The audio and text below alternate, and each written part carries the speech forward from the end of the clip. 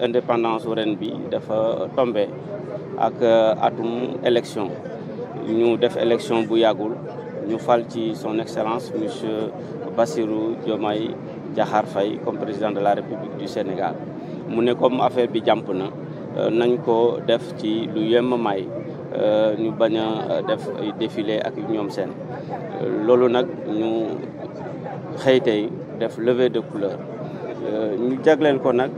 thème ba nga xamante ne thème bu am solo la ndax taxawaayu armée ci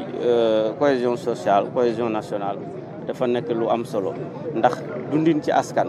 mënul yemb mënuñu am jàmm ci dundin bi bu fekkee ne force de défense et de sécurité yi assuré wuñu suñu sécurité bu sécurité amul mënuñu am cohésion donc moo tax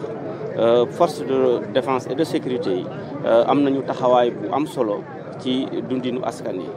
moo tax ñoo ngi leen di jaajëfal bu baax di leen kañ di leen wax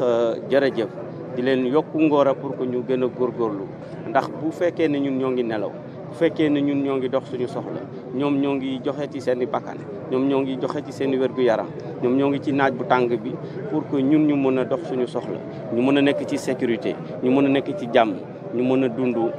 tranquillement dans la société loolu nag ñoo ngi leen di jaajëfal bu baax di leen wax